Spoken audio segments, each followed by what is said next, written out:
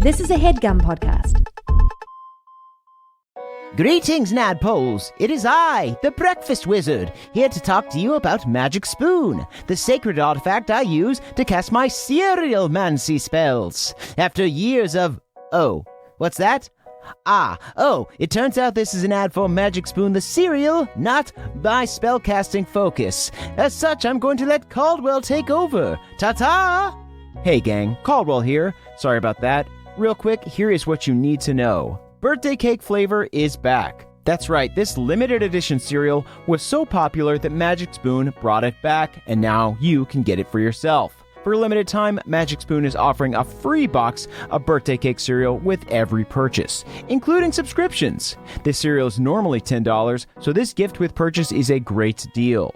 To take advantage of this offer, head to magicspoon.com/PawPawBDay to grab a custom bundle of cereal and get a free box of birthday cake and try the magic for yourself. Remember, this exclusive offer is only available to NADPOD listeners. So go to magicspoon.com/PawPawBDay to add a free box of birthday cake to any order. Magic Spoon is so confident in their product, it is backed with a 100% happiness guarantee. So if you don't like it for any reason, they will refund your money, no questions asked. Okay, the Breakfast Wizard is still loose in my house somewhere, so I have to go. Thanks for listening, and see you next time.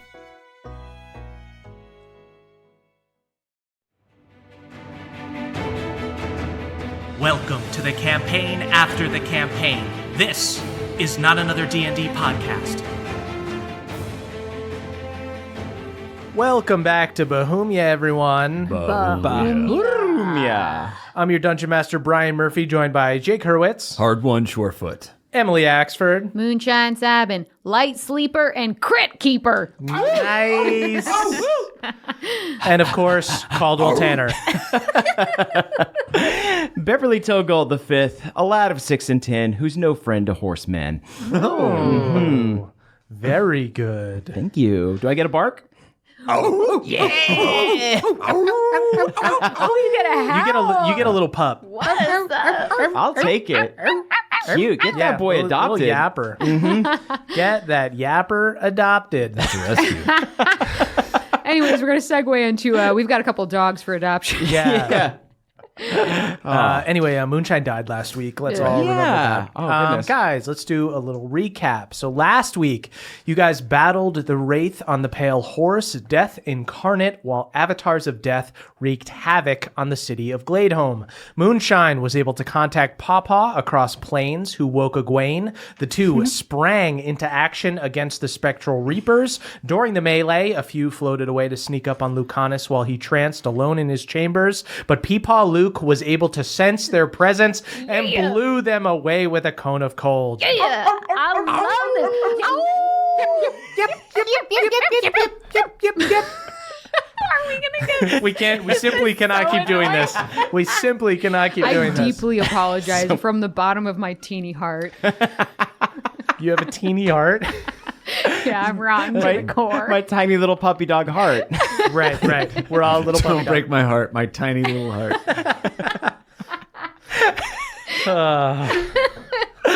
Let us blow off steam, Daddy Murphy. We're in Shadowfell. Come on. Meanwhile, in Shadowfell, things were going well until Death cast Power Word Kill on Moonshine, dropping her immediately. The rest of the boobs finished off Death, then set to work reviving Moonshine with Bev's Revivify. After a Nat 1 death save nearly perma-killed Moonshine, a follow-up Nat 20 brought her back to life. Everyone bark, you got to.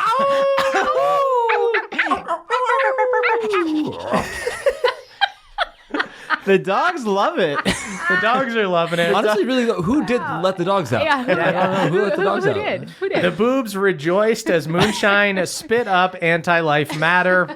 Then everyone got back to the task at hand, finding Lydia Stormborn. Moonshine cast Transmute Rock and turned the fallen debris of Deep Hollow into mud, allowing you to slide deeper into the mines. We scrumped.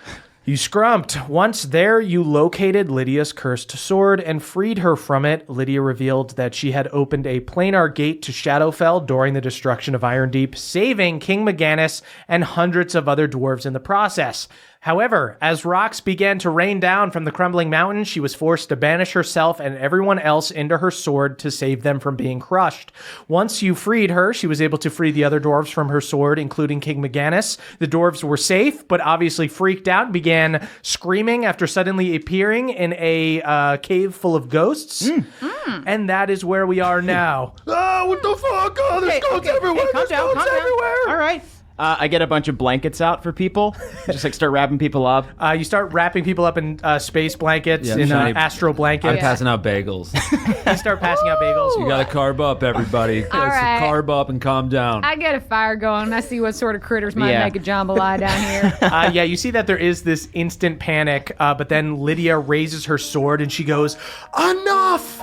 You see that all of the ghosts that were floating around, like all of the blue ghosts, flock to the blade and they warp their shape and turn into tiny balls of energy. And then you see as she swings the sword down, they all disperse and the ghostly energy goes into the crowd of dwarves. Like each ball goes into a different dwarf and just freezes them there in place. Oh.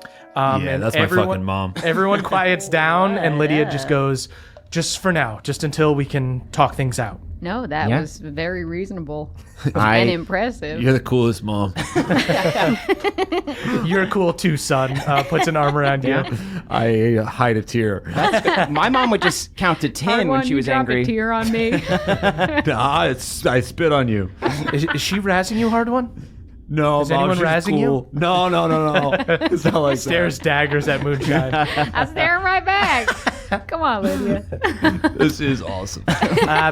You guys see that the only people who aren't frozen now, besides you, are Lydia, as well as a few of her shadow guard who she brought along.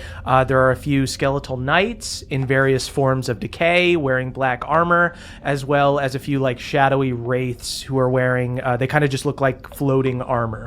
And finally, you guys see Bev Sr. appears from behind a crowd of panicked dwarves. He looks like he did in the Fey Wild, but more dead. He's got like his skin is pale and he's got the white beard that he used to have, but he looks to have his faculties about him. He's not like taken over by hell. He effectively died when he sold his soul, but now he's in Shadowfell and he's back in control of his own body. And you see he pushes past the crowd. He's wearing black armor. He's got like a black cape on with some like gold trim on it. And he runs up. He goes, "Bev? Dad? Bev, is that you? Is that you? Oh, sweet pea. R.I.P. Sweet pea. R.I.P. Sweet pea." Oh, pour one out, Pops. Runs out and grabs you and swings you around with a big hug.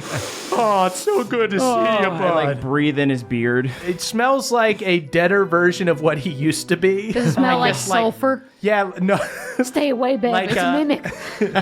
It's more like It probably smells like Eldritch Spice, his deodorant. It's like wintry pine. oh, even better. Yeah, That's a musk. it's a real like winter scent. Oh. Gives Bev a big hug. Is it really you? Yeah, bud, I'm here now. The Dusk Mother sent me to Shadowfell to do penance for selling my soul there for a minute. Thanks again for saving me. Well, you know what? I forgive you. So that's one off the list, okay? Oh, thanks, bud. Well, kinda got promoted quickly. I was originally gonna be one of the Knights of Penance, but there's kind of bigger things at hand now than just the goings-on in Grimhawk, and they've kind of got a handle on it there. And you see Lydia goes over and puts her hand on his shoulder and goes, "That's right, you're looking at the captain of my Shadow Guard, Beverly Togold IV." I click my heels and salute instantly. Well, ain't this picture perfect? Y'all on make ya. a pair. Way to go, number 4. Thanks a lot, guys. Yeah, for real. I'm really sorry for anything I said in hell. I truly had no control over it. Yeah, I don't think anyone blamed you for that. Yes, I remember everything, which is the hard part about it. Oh, that's no good. So I'm really sorry for, everything, Bev. Truly for everything, and I'm really proud of you, son. Well, I couldn't have done it without you. and the power of reading. And I hold up the book. Oh, bud, you've been doing your homework.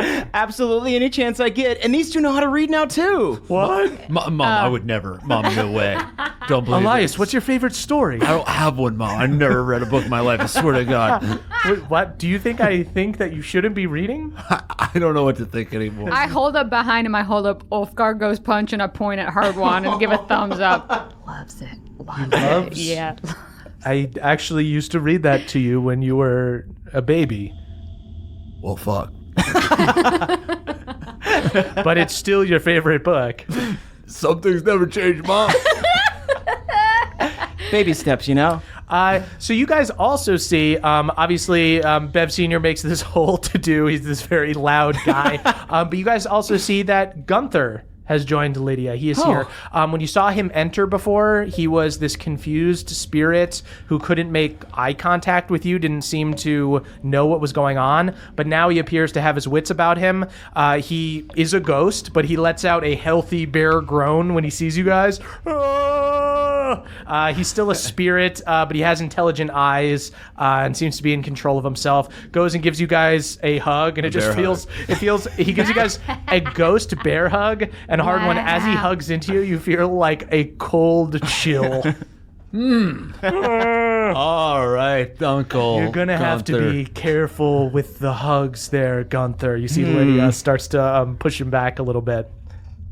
You guys also see, entering at the mouth of the cave, is an undead rat man, Uncle Red. You see he's got yellow eyes and missing patchy fur, but other than that, looks like the same old dirty rat man he always was. And he goes, hey, the whole gang's here. I'm fucking dead. You fucking killed me, Gunther, goddammit. He starts yelling at Gunther.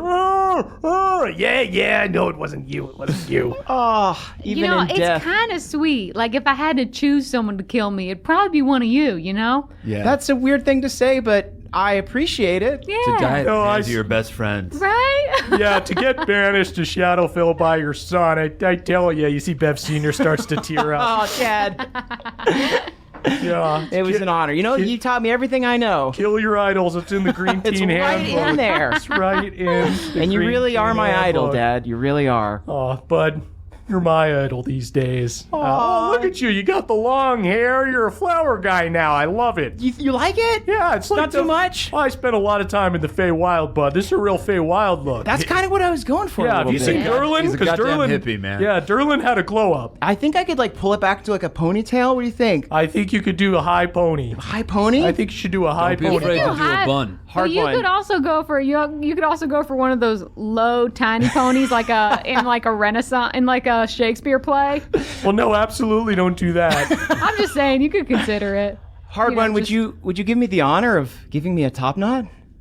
I could whip something up. I might not know how to read, but I can do this left-handed. Hard one, go ahead and roll for top knot. I kneel in front of Hard One. Give him some of them dwarven knots that you gave me. Ooh. I'll use a luck point. Do you have one left? I honestly don't know. But what do I add to it? Let's just say proficiency. Okay, so that's a 14. 14? Okay, Pretty you luck do, point, you do honestly. pretty good top Yeah. knot. It's messy, but it feels like a style. Yeah. Does it look good? Does it look good? Yeah. I don't have a mirror. Does anyone have like a shiny shield or something? You want it to look like it didn't take a ton of effort. Okay, You yeah. want to just throw it Kind up. of breezy. It looks good, bud. It looks good. Thanks, Dad. Thanks, Dad. I guess really I'll appreciate it. create a little water so that you can see yourself in the reflection. I thought you were going to do water in his hair. Can you put some in my hair?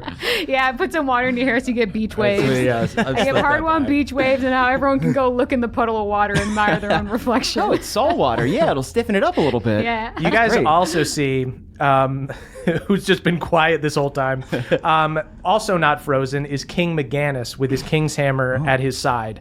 He's sort of just wide-eyed, staring forward. I had said previously that all of the dwarves were freaking out, but since Lydia specifically grabbed him, he was with her in the sword, so she was able to explain things to him that doesn't necessarily make it any easier to digest. It's still insane. He still had his entire city fall, and now he's in Shadowfell around all these people who are relative strangers. So he's here. He's not freaking out. He's kind of just like rattled and staring forward but looks confused. Hard one. I don't know how you want to play this, but if you want to do it dirty, I can just send Handy Andy try and steal that. Let's not do it dirty. Oh, okay. I already dispatched him. Sorry. Call him back and have him comb my beach. Yeah, wave. you see Red, who's now this like little gremlin undead rat man, comes up to you and goes, "Hey man, if you want me to fucking steal that off him, I could not." We're already dead, man. Yeah. No, when I went to like the death place with like all the darkness, the only person who called to me was your mom. It was bleak. Yeah. Man. Well, let's play it cool for now. I'm sorry to hear that, by the way. Yeah. That sounds dark. Well, I could have just stayed, I guess. I don't know, but I figured, get the whole gang back together. Yeah, this is nice. Maybe we can all do a little arcane together. I heard you guys had some wild times. I can't die anymore, can I? I can't die twice. I mean, you did, so you can. Yeah. Can I die, Lydia? Oh, you can absolutely be destroyed. Oh, fuck this. God damn it. Fuck. You see Lydia looks over, sees King McGannis looking a little rattled. Also, you've got all these frozen dwarves that have to be dealt with eventually. She does not want to keep them like this the whole time. You see she goes, okay, why don't we set up a place where we can all talk once things have calmed down? King McGannis, you can talk to your people and get everybody under control. And you see he just is staring forward and just nods solemnly. I give him a weird thumbs up. He just tilts his head at you. What is that? Hard one. Go talk to him. It's a sign of positivity. So. You mean like this? Gives you like a big, thick, hearty thumbs up. How'd you get it so straight? Dang, take notes. Holy shit. You guys see I use Lydia. the water to look at my thumbs up. I'm pretty sure the pinky's supposed to be out. God. The king is wrong. You see that Lydia gestures to one of her shadow guard, a shadowy wraith with a black robe and hood with gold trimming and tall spiked pauldrons on its shoulders. It casts a magnificent mansion spell over the archway of a shallow cave, and as you guys cross the barrier into it, you enter a cozy version of Emberheaven Castle, like a recreation, a smaller version of it. There's a little study with a burning fireplace next to a dining room with a long table, behind which is a recreation of the glass wall overlooking the Blood Star. It gives the room a red glow. There were also doors to individual bedrooms and studies. And as you guys enter the mansion, hard one, you feel King McGannis puts his hand on your back and goes, "You and I should probably talk." Yeah. Oh, of course, Your Highness. Is Hardman sweating? I think he's just crying again. Okay. Red leans in. "Hey man, if you want me to like get up under his ribs with like a knife or something." Handy Andy's currently around the shaft. All of you guys go to another room. I can light these fireworks. all Just say the right. words. It'd be a great distraction. All right. Hard one, your mom's the leader of like the dead. We could just do whatever we want now. Do it like We that. don't even have to be good. Okay, Red, he wants some privacy. Okay, my bad. You see he leans back. As the rest of you guys are kind of like brought into the dining room, Lydia tells her mage to like whip you guys up some magic food and stuff, and Balnor. Oh, I definitely helped the mage. You help him. Yeah, he does. He makes some. Sorry, I'm better I at. don't normally need to eat, so I figure, what do you guys eat? Like oats, I whisper Oh, to them. I can work with oats. I can fuck with some oats. Yeah. water and oats. Okay, well, we got to get some berries in there at least. I'll have and some oatmeal, I think we're gonna work plain on some. oatmeal and hot water. I think we're gonna do some sort of a breakfast casserole, maybe some oatmeal chocolate chip cookies. I whisper to the mage, "Can you make like a tuna cake or something? It's our friend's card day." Oh, I don't know what any of those words mean, but sure, I'll try my best. I'll help you. I'll help you make a tuna yeah, cake. yeah. I've never seen one, but except for in my dreams, and I'm ready to bring it to the real world. Sweet. So Moonshine and the Wraith Mage begin putting together a tuna cake. As I'm doing it, I'm just like, I died today. Oh, no kidding. I died 700 years ago. That's crazy. It's a weird feeling dying. It is It's weird. different than going unconscious. It's a little different. It's a little different. And you are in a room full of people who are dead, so everyone's just like murmuring in agreement. It's just like really good. It's like like when really someone- good dinner party conversation. It's like when someone touches your elbow and it feels a little weird. I'm like dabbing at the corner of your lips where like black life sludge is coming out. Oh, sorry. Hopefully no more of that comes up while I'm making a tuna cake. So you guys are in the kitchen preparing a meal, making conversation with Bev Sr. and Lydia. Meanwhile, Hard One, you enter this private room with King McGinnis. You smell that? It smells like they're making tuna cake out there. It's extra mayonnaise-y. Tuna cake. Never mind. You see you guys are in this gothic sitting room. Elaborate gold candelabras light the dark room. There is a small table. You see King McGinnis plops down on one side of it and just holds the bridge of his nose and goes, "What a day." Yeah. Or I guess it's been a couple weeks now. Time goes by weird in prison, Swords. Yep. It's been a hell of a time, King. It really has. You see he looks at you and he kind of narrows his eyes and he goes, "I recognize you. Your mother said you grew up in Iron Deep?" Yeah, I met you when you visited the dwarfenage, in fact. A dwarfen. Tall dwarf. Tall dwarf. Nods. The hairless. I understand you hold the Coldane and the Bronzebeard hammers. That's true, sir. You see he looks down at his own, and then he looks back at you and he goes, "Before they were given to our families, the 3 king's hammers were one mighty hammer forged by Moradin. They were split up for each family to found a kingdom of dwarves. They served our kingdoms well for generations, but those kingdoms are gone now." Yes, that's mentioned briefly in Ulfgar Goes Punch. You see he nods like, That's fine literature. Yeah. I'm not really a reading guy myself, but that's a hell of a book. It's the only book you need, sire. Just nods. It's like agreeing with like your girlfriend's dad on something dumb, just like really respects it. Just jet nods season. forward. Yeah. Stupid trades is all.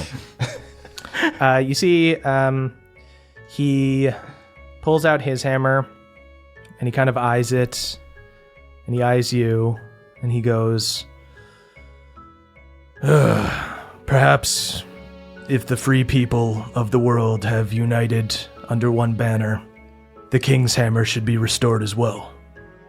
You see he holds his hammer out, the McGinnis King's Hammer, the prize of Iron Deep, this immaculate steel weapon with gold carvings and white trim, and he begins to hand it over to you.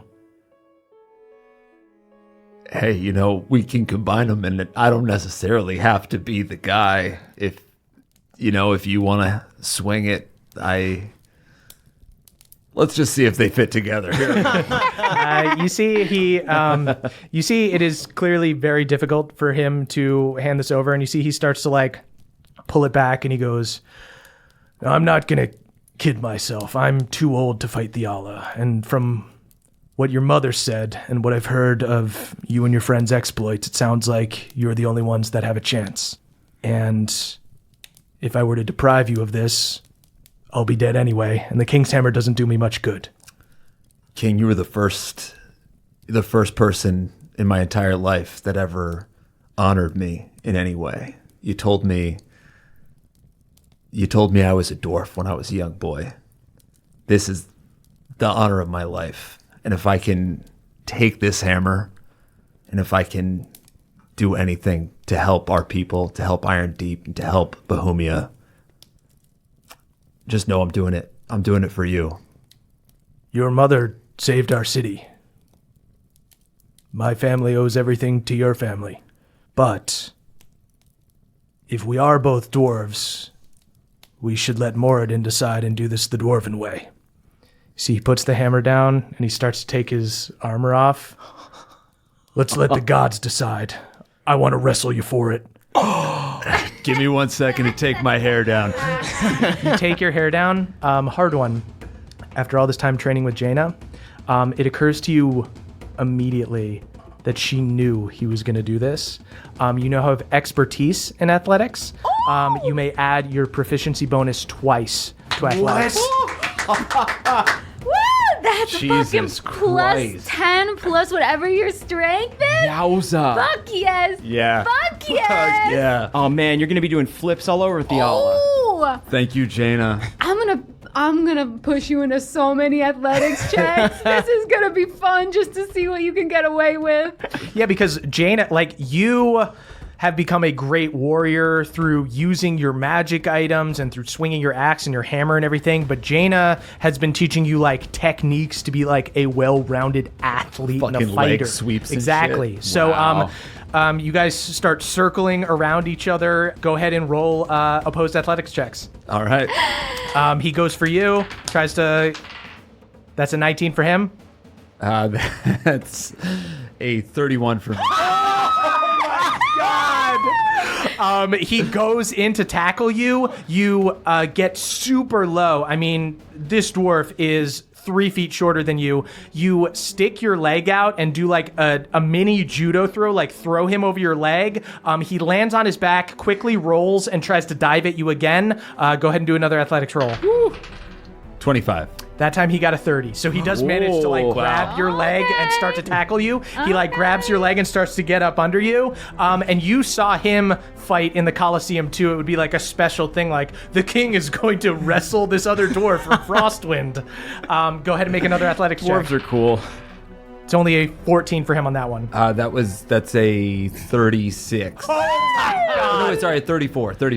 Another thing where he's like grabbing your leg and making you hop on one leg, but then you just full on like kick him up into the air and slam him down. Go ahead and make another one. Good Lord, I'm really coming close to crime. Don't go easy. Don't go easy. All right, hey, I won't. 28. You win that one as well. He got a 23. You slam him down. You get into side control. You start like using your shoulder to pin his shoulder down. Go ahead and make an athletics check with advantage. Up. Wow, I rolled a nat 1, but with advantage, that is a 33. He's on the ground. He's furiously trying to get his one shoulder up while you pin him on the one side, and then you straighten your back and push your legs up and lean back and get on top of him. Push both of his shoulders on the ground, and you pin him. That's core strength. You should have never let me put my hair down, kid. You see he rolls off to the side, pushes you off of him, starts trying to get his breath, and he goes, well, you sure as hell wrestle like a dwarf. I was taught by the best. Did Bronzebeard show you how to do that? Yeah, that was all Jaina. God damn it, I should have known. She kicked my ass many a time. Kick my ass too. You see he looks off and nods, gives you a predator handshake, pulls you in for a hug, and hands you the King's Hammer. Go on now, son. You've earned this. Thank you, King. Thank you. We've all earned this together. I smash them together like two Hell cymbals. yeah. So you've got the combined Coldane Bronzebeard King's Hammer in one hand and the McGinnis one in the other hand. You slam them together and there is a wave of concussive force that knocks McGinnis back as the hammers combine into one mighty God's hammer. Fuck. That's awesome. The hammer has nearly doubled in size. The front face of it now has an intricate carving of Moradin's face, whose eyes light up with a purple glow. It's massive, but it feels light in your hands, and instantly you feel your beard start growing. Yes. And your muscles start expanding. Wow. Until you basically look like how you did as tall a human. Dwarf. You look like a tall dwarf again, except you've got the little elf ears from still being a half elf. Justice for our boy. Old world. Yeah, Hard One cries a tear of joy again. Hard one, your strength score has risen to 24. What? God. What? The hammer now casts Spirit Guardians at a 5th level. absorb elements at a 5th level, and you may now use an ability called Thunderclap as an action. You send a wave of thunder energy out in a 30-foot cone from the hammer. Everyone makes a DC 17 con saving throw, and anyone who fails is stunned until your next turn. So it's a way to deal with like waves of enemies. You know what? I don't know if I can properly thank you for this. Do you mind if I call one of your ancestors? Yes, please. You see, he looks shocked because he just had the one King's Hammer, and he's just looking at this insane hammer that was crafted by the gods. It's beautiful. It's better than any book could ever be. Even Ulfgargo's punch. Honestly, sir, fuck books. And I call my dwarf daddies to Beverly shivers. Oh, this feels good, man. Got to admit. This is prime form, my friend. Yeah, I'm feeling thick. You see that they are in a spectral hot tub. Oh, this is us now, man. This is us all the time. And then we're going to cut over to Bev and Moonshine. Is there anything you guys would like to do before you rest for the night? Because at this point, you guys have only taken like a short rest and done a zealous trance. I definitely want to make sure that Moonshine's okay after her death-defying experience. Yeah, it's all good. Dying was... Have you done it? I have not. I've glad gotten to knocked hear out. that. I'm glad to hear that. Yeah, it feels different. It's really weird, Yeah. but I'm doing fine. I'm back doing what makes me me, which is making food for other people. It's just you barely touched your tuna cake, so I just want to make sure if you were all right. Well, it's a truly ghastly monstrosity of a meal, so actually it turns my stomach. Is there any tuna cake left?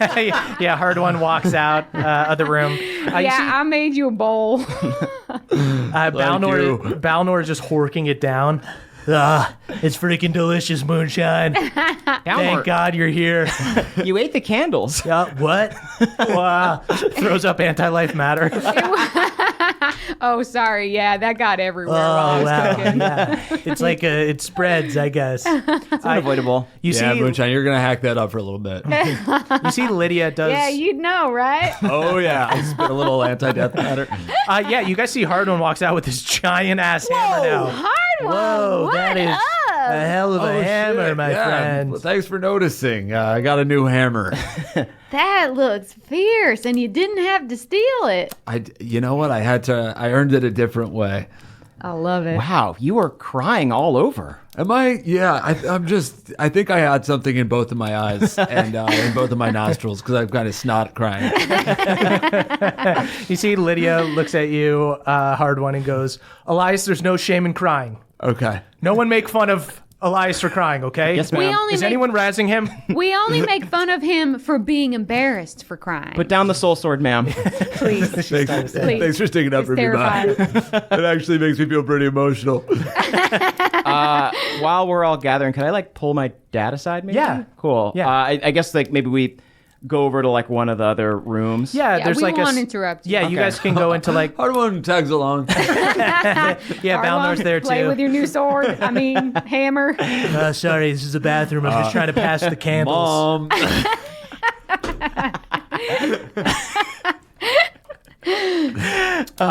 Bev, you go off. You go to this little mini library with all these ancient tomes. Candles light the room. Wow. Your dad sits down with you. I kind of walk into the room and play with the books on the shelf, kind of look at them, kind of killing time, trying to avoid the subject. But then Hey, don't sign your name in any of those, huh? Too soon. a little bit, a little fresh, yeah. Yeah. Hey, I'm sorry about everything. I only did what I thought was best. And That's why I love you. I love you, bud, and I knew you'd be able to stop whatever was in your way, even if that was me.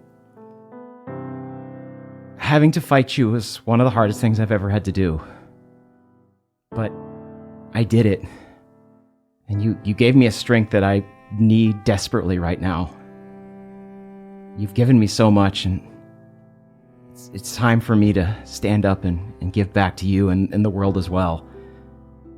I kind of fiddle with my amulet for a second, and I hold it out, show it to him, and I say, I had to change the pattern. I couldn't bear to look at the sun anymore. I changed my oath. Melora helped me get power from myself and all of the people of Bohemia, but it still doesn't feel right. I felt the Dusk Mother reaching out. I felt the last bit of Pelor leaving me as I did it, and it just felt wrong. Did I do the right thing?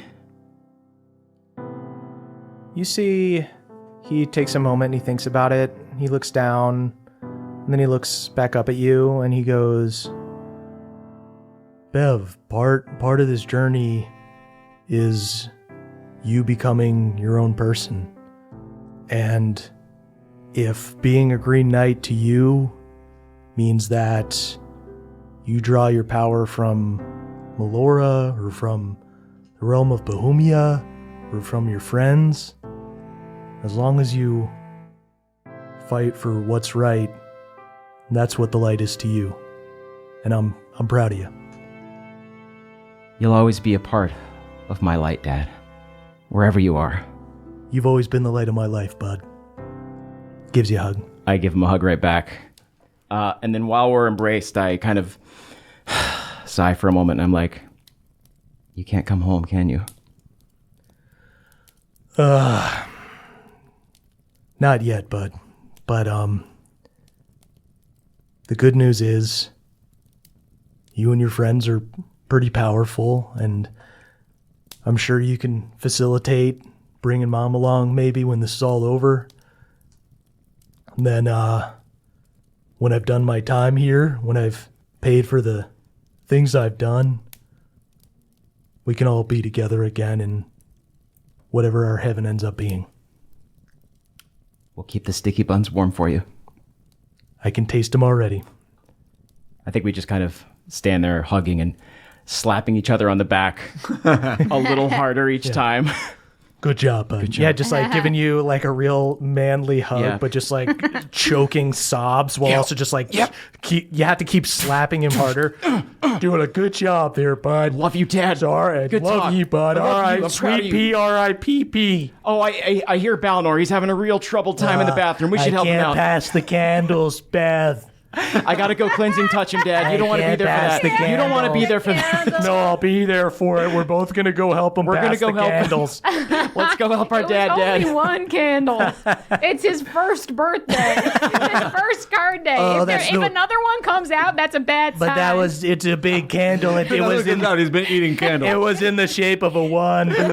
It was one of the big candles, gang. It was a novelty candle. It was a candle, and I ate it whole. Bev Sr. and Bev Jr. go into the bathroom and try to help Balnor push through it. That's what family does. Meanwhile, as kind of King McGannis is starting to lighten up, having a nice night, talking to Hard One, hanging out with him, you see Lydia approaches you, Moonshine, and she puts her hand on your shoulder, and she goes, honestly, "Are you? Your son likes to be razzed. Wait, what? Oh, I wasn't. Is this about your son? No, and me razzing this him? is about you. As a revenant, I have died many times, but the first was the worst. Okay. Do you feel okay? You know, I honestly feel pretty fine about dying. I could bounce a couple other things off your noodle, though. If you're gonna extend an olive branch, I might just put a dove on it, you know. Sure. Let's go talk. She takes you into the room that More tuna! No, but take the candles out, guys. Again, Balnor, only yours had a candle. This and it is was such a big candle. Bev Senior, hold my hands. Bohemia, give us strength. Lend me your power. Can I freshen your bowl, King? She takes you to a little study and sits on the other side of a table from you. I guess I come down here and it seems like you are in an unsavory position, but you seem to be thriving, and I myself may be accepting an interim position of leadership that I'm looking to turn a frown upside down the way that you've done with Shadowfell. See, she narrows her eyes. What? Am I speaking too vague? Just what are you planning on doing, Moonshine? All right, I'll just spell it out. Your son, our friend Beverly, myself, the guy who's shitting out the candle. Right. Essentially, I don't know what Hard One has filled you in on, but when we were in hell, we may or may not have completely dismantled the power structures that be there and placed in their stead a bit of a stooge. Interesting. And you see she nods. I, myself, was the person to cast Chaos, powerful spell, powerful druid. to cast. She looks impressed. She nods. Wow, cool. Powerful spell. To cast Chaos on basically a friend. A friend is down there. I cast Chaos on him. He is bearing the crown as best he can, but I know that... The Hellfire Crown? Yeah, the Hellfire Crown. Maybe you heard of it. Yes, if you remember, I was in The Chosen when I was a young woman, and we had to study history and cursed artifacts and whatnot. So basically, I got a friend down there bearing the brunt of this burden, and after we do away with Fiala, I believe that... I don't believe. I know that I'm going to go down there and I'm going to take it from him so that he can continue his life and I can figure out what to do from there. You see she nods. So basically, I see the situation y'all have here and you've taken an unsavory position and turned it into something good. So I'm thinking, what are y'all doing to reform the souls of the wicked and maintain a position of leadership that you don't necessarily want? Oh, I very much want to be the leader here. I started out as a soldier in The Chosen. Mm-hmm. I married a man when I was young, and we went off and we went on adventures, and there were good times and there were bad times. Mm-hmm. Everything happened with Galad. I was killed. I spent time as a lost soul on the astral plane. Mm-hmm. I have been around for a long time, and for much of it, I've had other people telling me what I can and can't do. I may or may not relate to that on some level. She nods. This is a way for me to take the power back. But I will also say that I had my family taken away from me. I was gone from the material plane for decades. I came back as a crazed revenant with a single purpose. You look good, though. Maybe good revenant. I stuck with the goth aesthetic. I think it works for me. Yeah, it really does. Thank you. Don't tell Hard One I said that. A pit is forming in Hard One's stomach. Doesn't know why. You hear a flirty laugh from inside the room. What the fuck was that?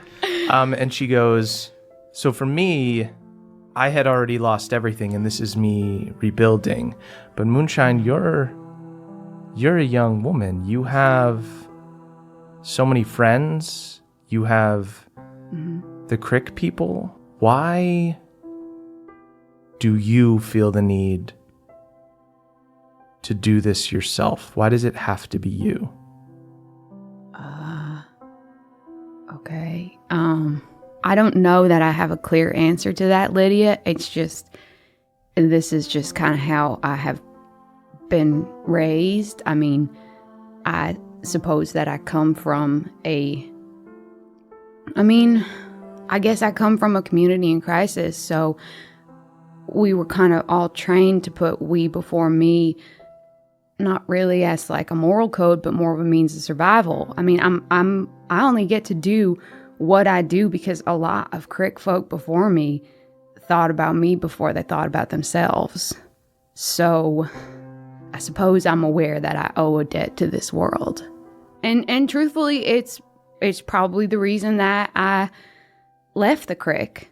was because I was sick of everyone saying, collective before the individual, make sure everyone's fed before you help yourself. But I also did turn my back on being the Meemaw, which I don't think it was a mistake, because I know that there's a lot of other folk that could do that job just as well as me, but I am aware that I owe something to this world that I have yet to repay.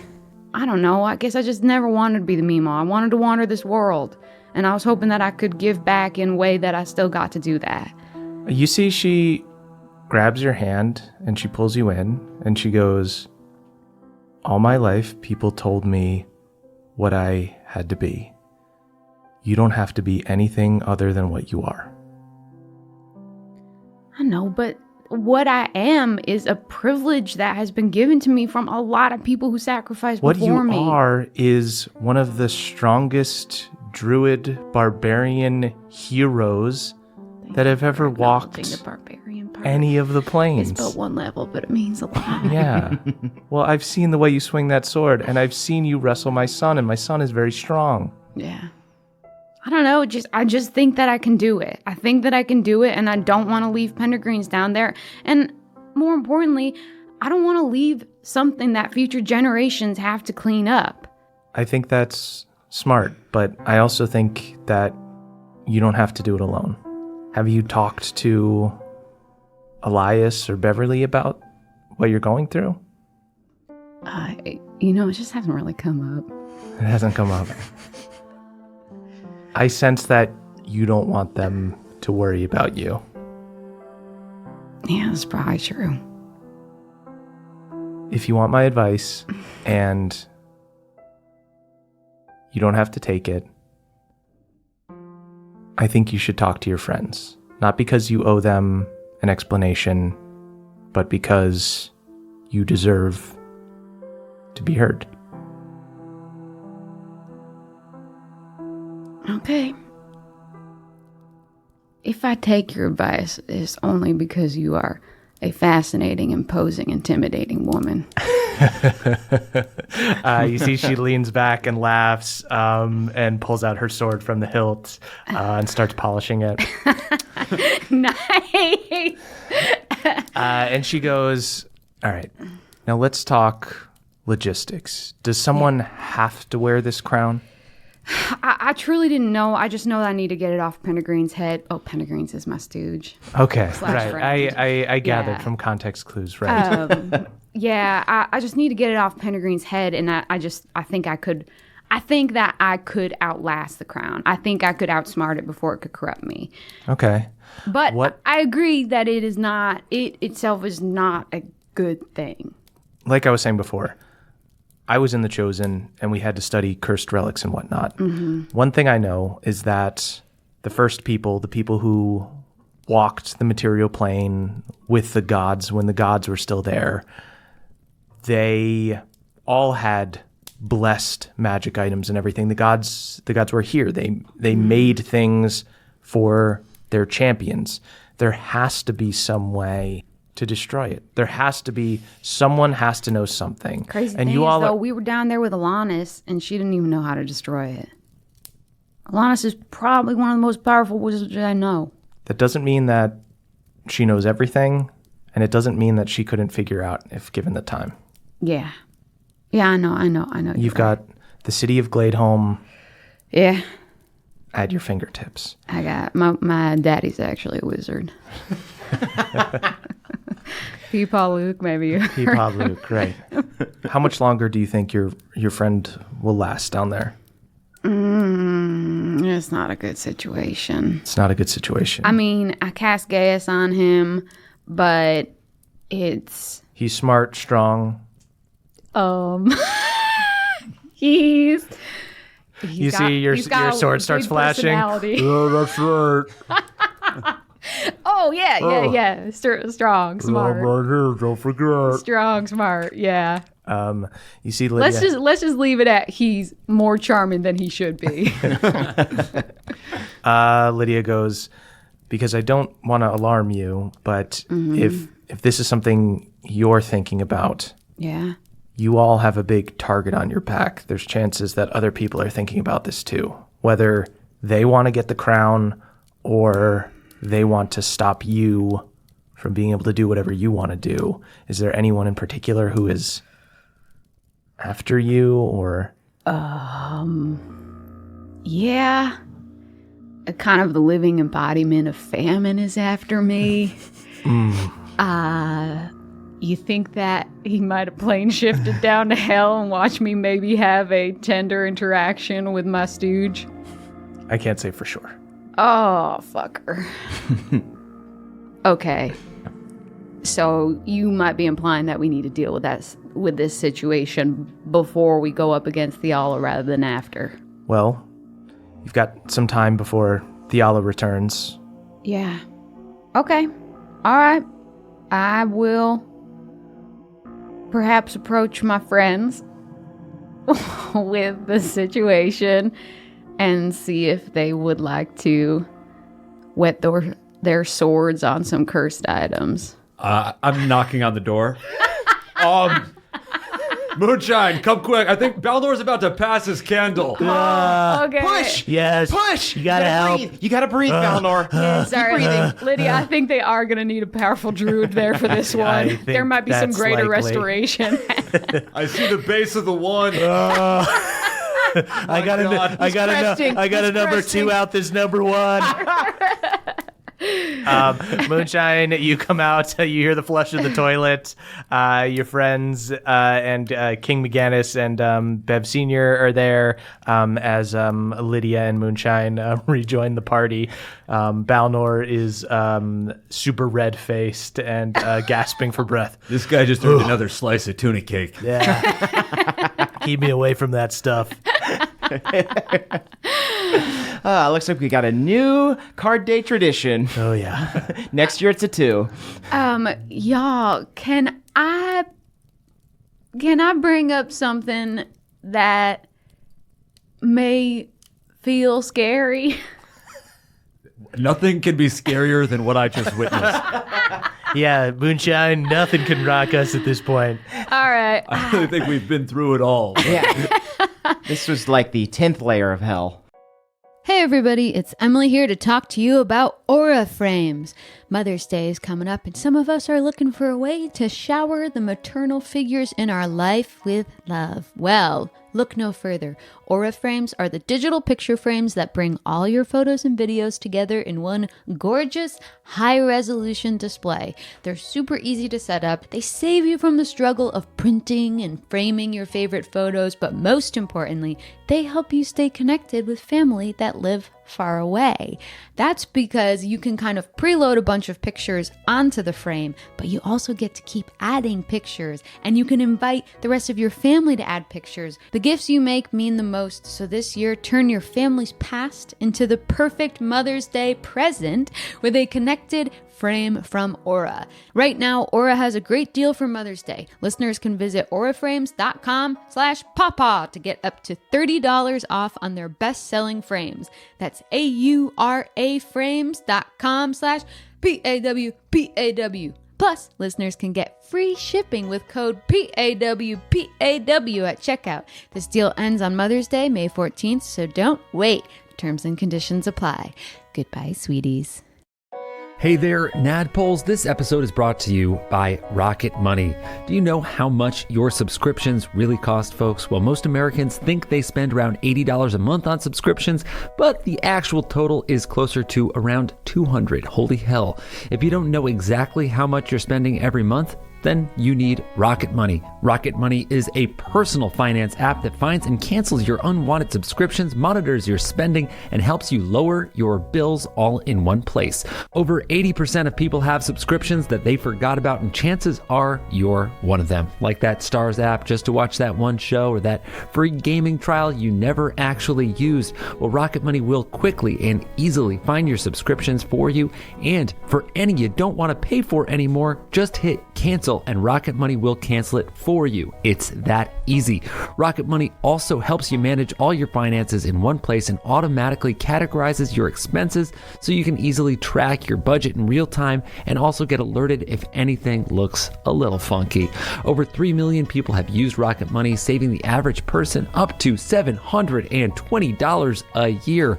Wow. So stop throwing your money away, cancel unwanted subscriptions, and manage your expenses the easy way by going to rocketmoney.com/pawpaw. That is rocketmoney.com/pawpaw. One more time for you, rocketmoney.com/pawpaw. Thank you. I guess basically when I went down to recast Gaius on Pendergreens, he's not doing so well. And Really? That guy? I know, it was a shock to me as well. I definitely did not understand what he just said there. Yeah. I catch about every fifth word. And I was trying to keep it from y'all so that y'all could focus on the fight with Fiala, but I believe that I was hoping that we would just beat Fiala and then I could quietly go down and figure out the hell situation by myself. Excuse me. What? Yes. I was just trying to do it as a courtesy to everyone, but your mom, hard one, thought maybe it would be better if we did it together. My mom's awesome. You're so fucking smart, Mom. She tussles your hair. You're way taller than her. Should we light a match or something? Additionally, maybe me plane shifting down there may have alerted to the horsemen the instability of the Hellfire Crown, and they may be wanting to use that against us anyway. So, do y'all want to figure out how to destroy a really powerful cursed item? Yeah, if the alternative is you being in hell for the rest of your life. I mean, I'm an optimist. I think it'd be 1,000 years cap. Still an easy question. Let's destroy that thing. Okay. Well, I've tried wrapping cursed items in seaweed. Doesn't work out great. Okay, when that happened? You remember that sword? Yeah, the one you Yeah. kept playing when you say, I'm going to bring this to Erlen, even though it's covered in plague. It was fully covered in plague. Erdan almost died. That's why he's mad at me. Oh! As long as we're just like kind of in the zone of truth The here. zone of truth. Improvised zone It's of nice truth, yeah. that we don't have to always cast it If to be in it. we're telling the truth, I want everyone to know I knew it was the candle. I knew I ate the candle on purpose. It's actually less of a zone of truth and more of a throne of truth. Right, yeah. I knew it, and I ate it anyway. That's 'cause it okay. looked- You know it what? looked good.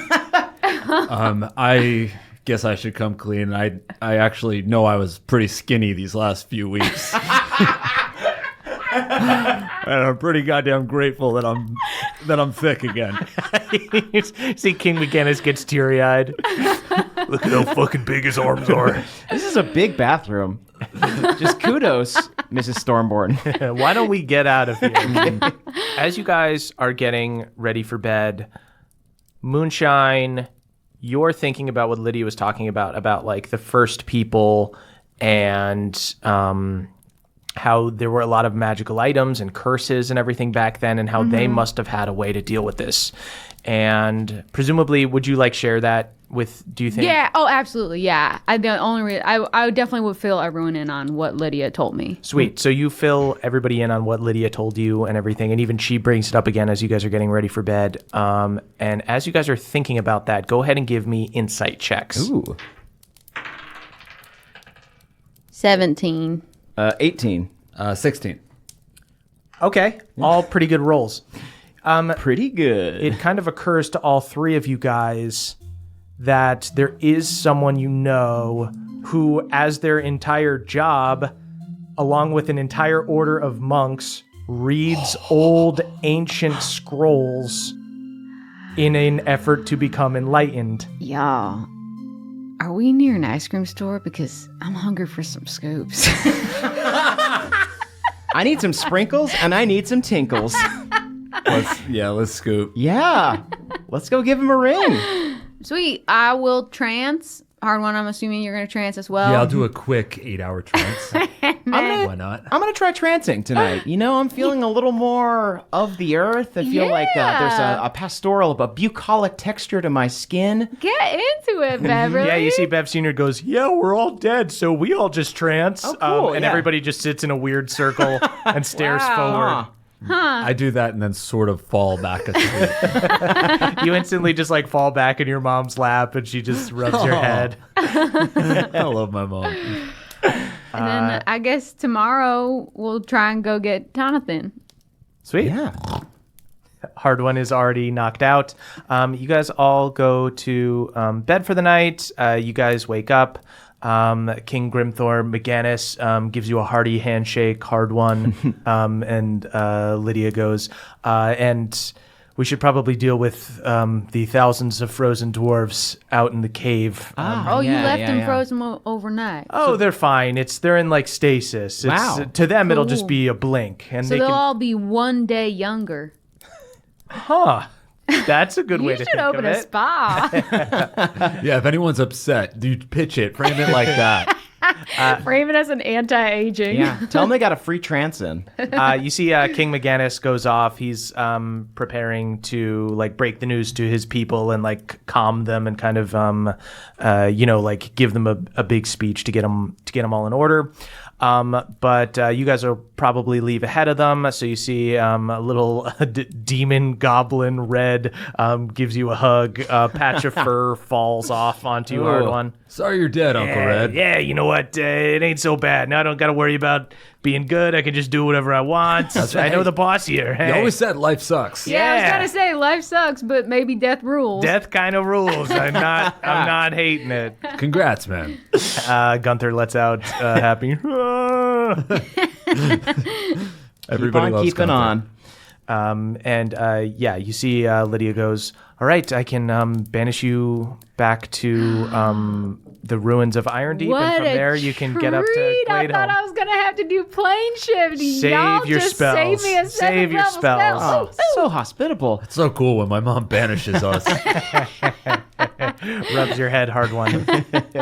Lydia goes, because of death coming through here and banishing a bunch of the troops in Ember Heaven, I don't know how much help will be in any kind of final battle.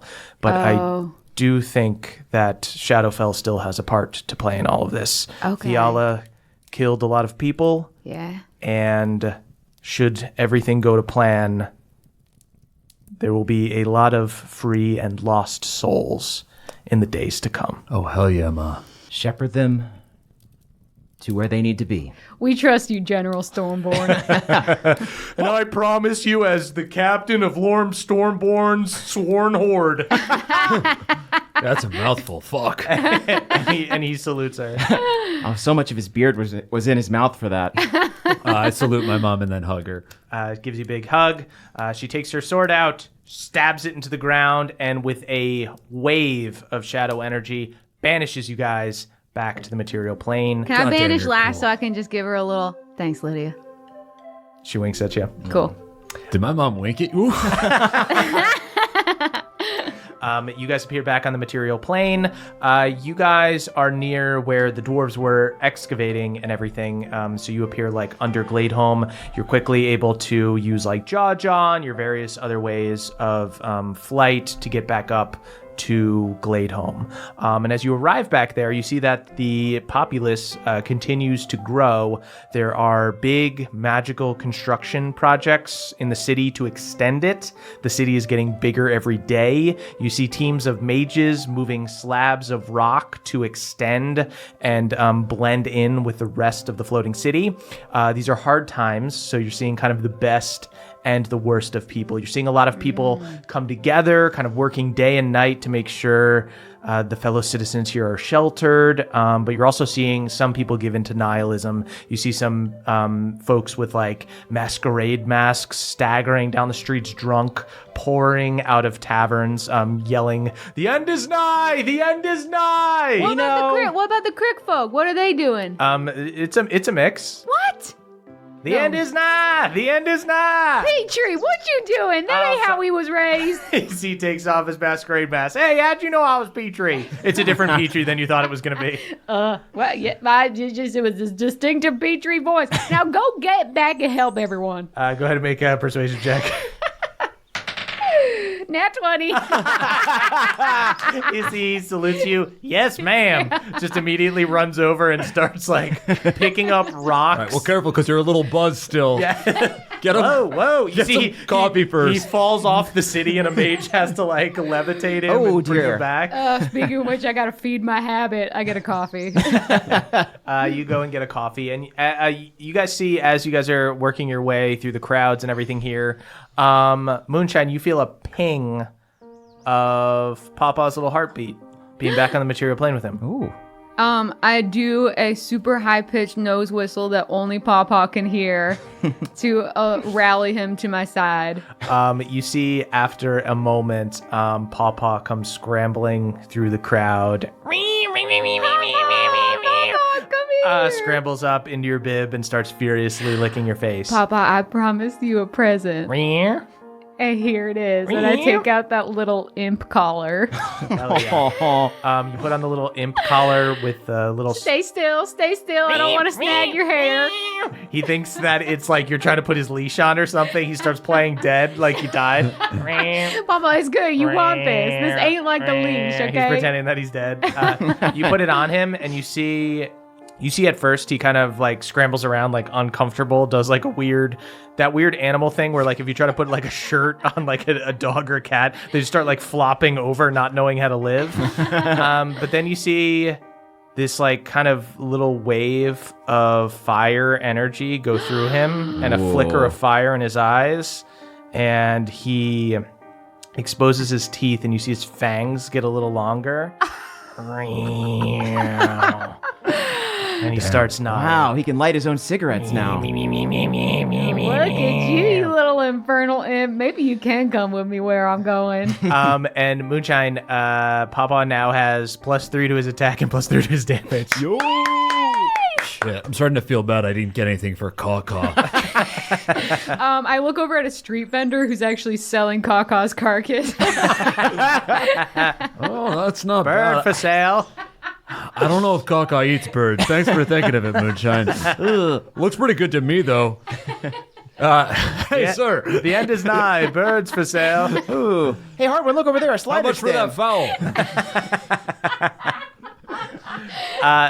So as you guys arrive back in the city, how would you guys like to contact Tanith and Tinkle? Before we do that, should we maybe touch base with Erdan about spell components? Yes, we should talk to Erdan about spell components. You do know the generic spell components that Alanis gave you, those were just to kind of cast any spell. Those were like broken down by magical means. Revivify takes diamonds. You could definitely just go to a store and use some of your gold and buy spell components. We're rich. Let's go shopping. Yeah, that's the easiest thing. You know what? Actually, Pawpaw holds the purse strings now, so all purchases must be run by my attorney. Shit, he's Papa. looking ferocious as hell. Can we please have some diamonds? Starts biting at Just you. a few. We don't need that many. I believe they need to be worth, 300 gold? Let me check the card. They need to be 300 GP each. So how much of your guys' money would you guys like to spend on diamonds? Okay. Wow, this is trashy. I can't believe we're getting diamonds. Were they ethically sourced? Yeah, you guys go to this very well-to-do jewelry store, and you see that the person behind the counter looks to be a relative of Ren. Oh yeah, they're ethically sourced. Wait a minute. Yeah, we found there were these like little gnomes that were living in this little cave, and they were mining them, and then we had some soldiers go there and just kind of take them. Via report So spores, the soldiers were fine. Via report spores, I want to say, should we just rob this store? I'd love to smash some glass with this hammer. I personally have 18,780 gold pieces and 24 platinum. Can we each get a diamond necklace? Yeah. Or like maybe diamond anklets maybe? What do we think? I wouldn't mind a stud. I wouldn't mind replacing my my belly chain. Oh, perfect. I'm going to get earrings made of diamonds. Yeah, I definitely am also doing a nice cuff. Okay. A nice ear cuff. Diamond ear cuff. Oh, I love that. Yeah. You guys get iced out. How many like diamonds are you buying? We'll say that each one is like a piece of jewelry, like an anklet you want. No, I want like a necklace with like, you know, like those like a spinner rim on it. You know? Oh, I'll do a choker and a belly chain. A cursed combination. I'm going to get 2 anklets and then 2 diamond earrings. I'll do toe ring as well. Okay. Give me the total of diamonds that you guys are buying, and then let's Ring, multiply it by choker, 300. Cuff. I'm getting 4. 2 anklets, 2 earrings, so 4 for me as well. Yeah, I'm just gonna do a single, sort of like a cartilage ring on the tip of my That's elf kind of ear. like what I'm doing. Oh, Oh, we're nice. both Cool. elves. Yeah. Yeah, that's what makes sense. Yeah, that's the brother sister earring, and then I'm gonna do a pretty iced out like chain with like a big Okay, emblem. so 2 for you. As long as it's okay with Papa. Papa, do you want any studs? Any diamond studs for your collar? He yeah. nods. Papa will take one as well. So Great. that is 11 Balnor, diamonds what total. about you? Oh, yeah. You trying to get in? Do you want like a high school football ring? I would really like a ring for my Feywild village, if you guys wouldn't mind. Absolutely. Wow. It needs to be a big diamond. Can we get him like a big tuna necklace made of diamonds? Christ. Why don't we get him another singing tuna, but it's made of diamonds this time? Okay, It has diamond I have fries. counted 23 total. I kind of want to. I think we should all get a Super Bowl ring. Guys, it's actually really sick. It's going to cost you guys 6,900 gold. Can we afford that? Yeah, we Awesome. have 18,000 gold and 24 platinum. Okay, so write down 23 spell components. Dope. That Shit. feels good. I just realized we should get something for Jonathan. Oh, yeah. Oh, Jonathan reads to me like belly button ring. That's nice. I was Yeah. going to say belly button ring. Yeah. It's gonna take the price above 6,900. You're right. You know what? Why don't someone just needs to sacrifice one of their things? So I'll go Super Bowl ring and cartilage ring, and I'll sacrifice my necklace. Let's turn that into a really dangly belly button ring. That's beautiful. I can't I remember think if his that belly button was There's pierced. nothing more considerate than getting someone you don't know if they have a belly button piercing a belly button ring. You guys went in here like these down-to-earth adventurers, and you were coming out like the biggest douchebags that have ever existed. We gotta look right. I'm becoming friends with Ren's uncle. And Yeah. Sweet. You guys have now obtained 23 spell components. We'll say these will count for like Hero's Feast as well. We'll calculate the amount of money and everything just to keep you guys honest. I think Hero's Feast is a grand, so couldn't I also just use money Yeah, you could to just do take that? you could just Yeah, take some money yeah. off of your sheet whenever you use it. Yeah. Damn, that's an expensive brunch. Yeah.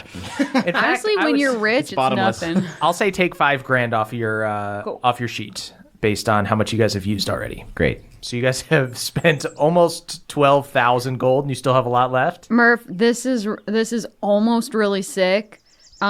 We have 6,880 gold pieces now. Shit, Can how I can we panhandle to get 20 gold pieces? Sure. You guys have 6,900. Were you trying to panhandle while we're wearing you're all wearing these diamonds? Your parents disown you. Your mother sees you and throws you off the You city. know, I'll just go to Peepaw Luke and be like, Peepaw Luke, can you spot me 20 gold? You know why. I know why. You're But a dirty you- daddy. You have the prized relic of the elves. What do you need 20 That's gold right. for? We could sell that. Prize relic of the elf. Just for 20 gold pieces. Okay, don't do that. I'll give you 20 gold not to do that. Sweet. I was joking anyways. Actually, Peepaw Luke, while you're here, do you know we are trying to get in touch with a very powerful wizard? Ah, well, you just happen to be in touch with a very powerful wizard right now. Excelsior! You see a mono worm appears under him and starts wriggling. Oh, Do wow. you know by any chance Jonathan Tinkle? He lives in the order of, well, it was previously a guy with a bunch of eyes. The Watchman? Yeah, but he took over. If you can describe him for me, I can send a sending spell to him. A gnome with a belly button piercing. At least a place for a belly button piercing. He has a belly A button. pierceable belly A button. gnome with a belly button. Do you want to tell me anything else about him? Real scoopable. Extremely Adorable. scoopable. Also has an owl companion usually, and a third eye. That might be helpful. He also rides a silly little I don't know, dune buggy. Yeah, kinda Interesting. like a Okay, cart. this is good. The third eye is probably the big thing. I will. Well, it'll be 4 eyes once he gets the belly button piercing, because that is in the shape of an eye. Okay, so I have 25 words. Is there like I don't know this guy. How should I start? Hey, Jonathan. Hey, Jonathan. It's the boobs, comma, It's the boobs. Sup? sup. Probably 2 or 3 sups, Okay, I'd say. sup. We want to visit to destroy a powerful crown. You down? I think we should ask. down. Yeah, definitely down. You down. Question You mark. down. Tonathan. Yes. Welcome, Nathan Yaffe. Oh, thanks for having our me. secret guest to the podcast. It was torture not being able to laugh out loud listening to that shopping spree. At them breaking the game Yeah. with how many spell components they can buy. Just holding in nice at the 69. It's the hardest thing anyone can do. Yes. You get a message from a strange mage who says, "Hey, it's the boobs. Sup.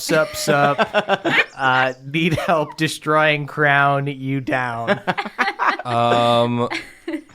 Let me, I will respond with my own sending spell. Sup, yourselves. On my way now. I assume the large city, the floating city, is where you are? Question mark. Wow. Yeah. Why didn't we think to tell him? He's so smart, we just knew he'd knew. I know. Lucanus sends back that you guys are like near the university, and he gives you Tell like him a we're landmark nearby. panhandling outside. I will not. You can't miss us. We shine in the sun. I'm breakdancing on Jaja. Carts are pulling over into bushes because our bling is blinding them. I keep screaming, "It's stage jewelry, it's not real, don't worry, we need your money." You guys see Tonathan suddenly appears before you guys. Can I make an entrance? Yeah. So you see a large winged reptile, a pterodactyl, flying down from above you with several of the Goliath monks on its back. And as it lands, the monks get off, and the pterodactyl then turns into Tonathan. Wow, Now he knows how that's- much I love birds. Now that's a wizard doing it like a druid would. He has pizzazz. He certainly does. Excelsior indeed. Hey, which one of us is going to scoop him? I've already scooped him. He's on my shoulders. Oh, I miss being scooped by you. That question, I turned back. Oh, okay. Too slow on the scoop, guys. Wow, you all look very fancy. Hello. Oh, thank you so much. Yeah. you. We got a You little know. something for you. Hardwin, did you do something with your ears? Yes, I turned into a half elf. I did Oh. something with my genetic makeup. Wow. Neat. Yeah, But also he got earrings. That's probably what you're That was, asking yeah, about. it was both. equal So, yeah, parts. this is a cartilage ring, and it seems to be already infected. oh yeah, here I kind of like tweak it to cleansing touch it. Whoa, none of our piercings will ever get infected No now. one will ever be infected again.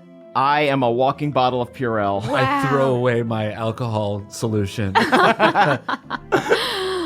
Jonathan, we got you something. What? Really? Yeah. Oh my god! I'm just so happy you guys survived the cataclysm. I knew you would. You're the strongest people I've ever met. What happened to your enclave? Oh, I mean, we took some pretty heavy damage, but I can kind of see the future a little bit, and they're pretty strong. So we did all right. There are more of us outside the city. Actually, we were headed here anyway. So this all worked out.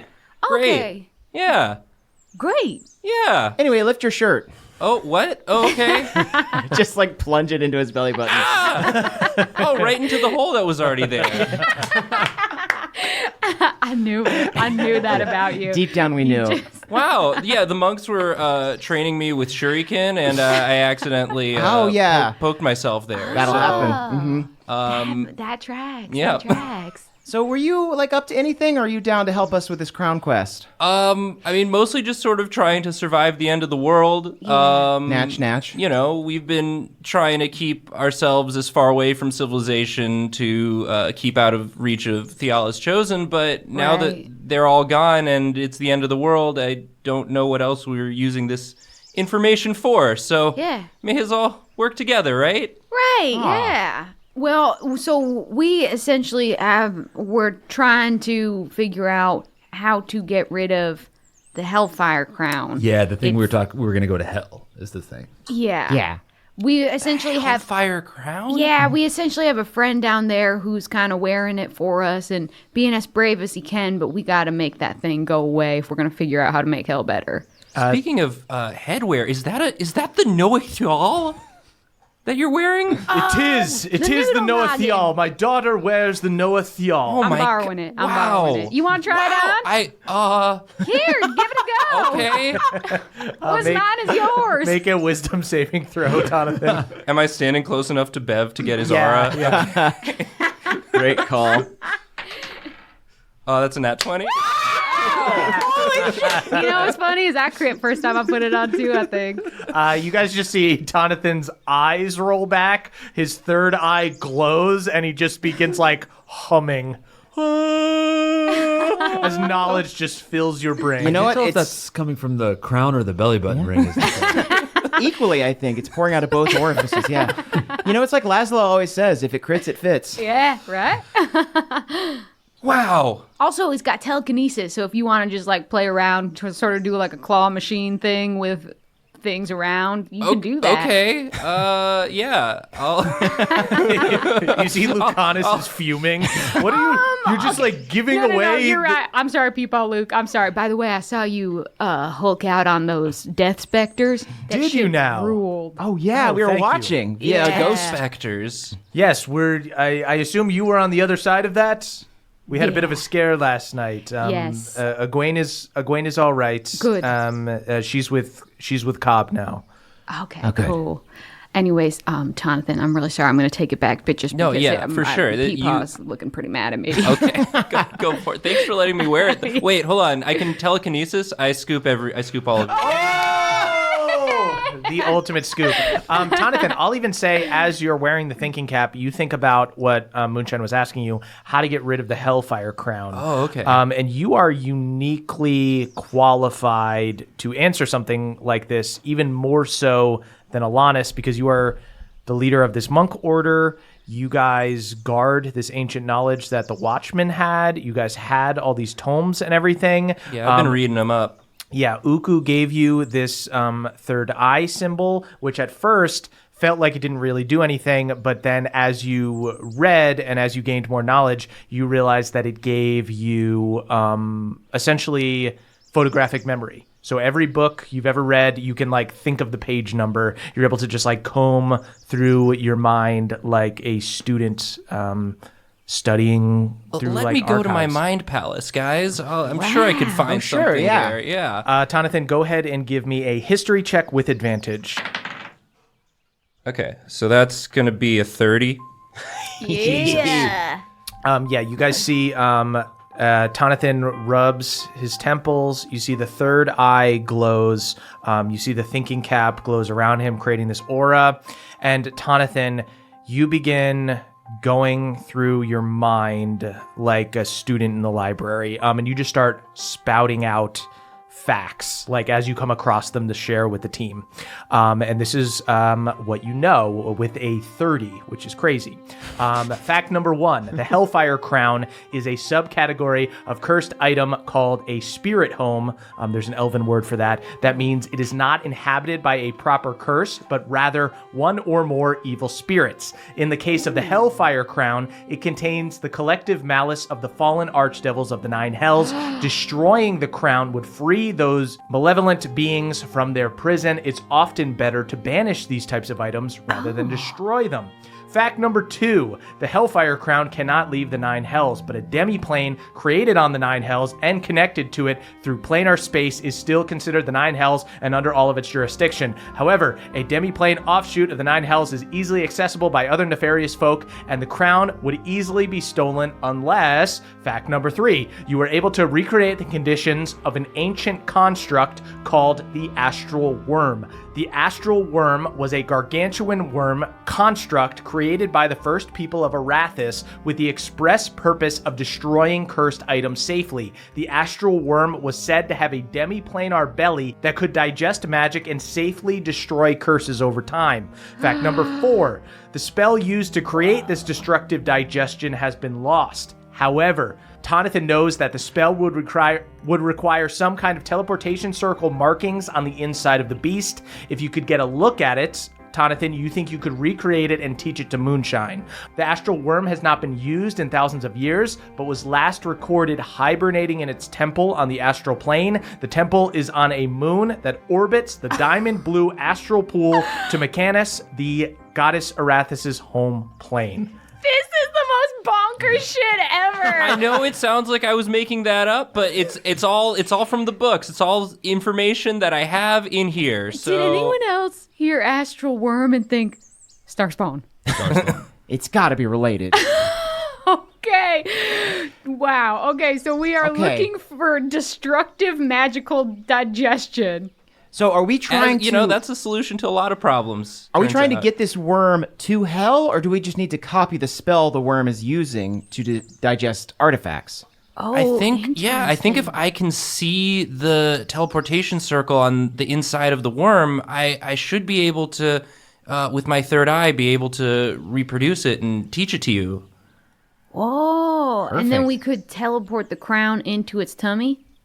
And then you could create a new prison like that. You could set it up so that it could live in... A digestive demiplane. Yes, it could live in Pendergreen's body. It could live in somebody else's body. It would need to be somebody who could survive the transformation. So, like... Someone with a big, strong belly. Yeah. An automaton or some kind of monster. I look at Balnor.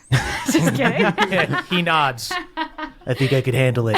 Although I ate a candle last night. It didn't go well, so I don't know how a Hellfire Crown would go for me. The candle somehow survived and is like more flammable than ever. Honestly, I think you have very, very little stomach acid. The candle came out intact. I think the candle actually came out cursed. When in not cursed, came out cursed. The candle can cast Hellish Rebuke now. Okay, damn. So we got to get you into that belly? Or open the belly up, defeat the worm. Oh, and is that worm just in the sky? It's in a palace on the moon that orbits the sapphire star of Mechanus, which is the home of my deity Arathis. What are we waiting for? Hardwon starts walking. I'm just not sure exactly I missed that which confidence. Way. Sorry. Is it okay? Okay, then can I just plane shift us to the moon? Hardwon walks back towards the group. Oh, that sounds fine too. I think you would be able to get to like the rough area near Arathis' domain. Okay, then why don't I plane shift us to... Does anyone need anything here? Anyone need to grab snacks? Stop by Hudson News. Hi, by the way, I'm Tonathan. Fantastic to meet another wizard. I'm Lucanus Ertia. Excelsior. Excelsior indeed. I'm sorry I didn't introduce y'all. That's my dad. Wow, you didn't tell me you were bringing someone cool around. Always hanging out with these nerds. Please, you're points cool. Points to Hardwon. Usually it's just me and Beverly. Hardwon kicks some dirt. I've been riding his monoworm this whole time. Whoa. The rest of my order of monks, I was only able to fly a few of them up here, are right outside the city. I can make arrangements for them to get up here. We can make arrangements to extend the city, start rebuilding your temple. That'd be awesome, yeah. Oh, that's I mean, we've just been sort of wandering for a while, so any sort of amenities you have would be great, and they'd also be happy to help. We would be happy to help you. I saw you just essentially have a seizure and figure out how to destroy an ancient artifact that no one else knows how to destroy. So yeah, I guess that is what happened. Happy to have you Put on it that board. way. Hey, Oh, great. Happy to be here. People, look, if we're going into the sky and doing all of these wizardly things, maybe you should come and join us, unless you got responsibilities here. Oh, well, you see, he looks very touched, and he goes, "Well, I do have some responsibilities here. I should help with the Goliaths and whatnot." And you see, Balnor pipes up, and he goes, "Well, I can help out. I can get word to Erdan, or I can go down and meet with the Goliaths and stuff. I'm probably not so good in flying around in space. I'm more of a feet on the ground guy." Sure. So Last time we were in if space, he took a ginormous shit. that was in a hotel. That was in a hotel. And there was no clear bathroom. I want to make that clear to everyone. All right? We'll And I let would you like to know. remind everyone I was in a card. Let go of my shirt, Yeah, man. no. We'll let you know if we see the turd, though. All right. So we're doing a dad swap. Yeah, if you don't mind, Balnor, I certainly was not trying to invite Lucanus in your stead by any means. Balnor goes, no, trust me. I would love to keep my not feet on be the in ground. Why space. don't I go over, I'll talk to these Goliath folk. We'll get the order set up. Maybe they can train you a little bit, huh? Ooh, I Keep like that that. beef coming.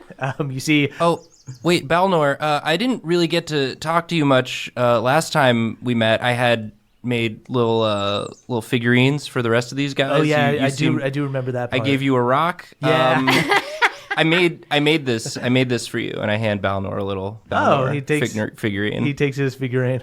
Oh wow, look at him. He's really this little guy, kind of like a little version of me. Kind of reminds me of my son. Oh, my no. boy. we should. It's beautiful. This is great. You have It's a plane great shift gift. ready, I or can play shift us. You guys plane shift off. You see, as you guys are getting ready to leave, Balnor does join the Goliaths, and you guys get Lucanus as your Sweet. next member as you guys travel to the astral Very plane. helpful. So you guys know like approximately where you need to go, but you're going to need to scope it out a little bit. There's not like exact coordinates, and it's moving a little bit. So you guys all plane shift to the astral plane and find yourselves in the purple, silvery skies of space.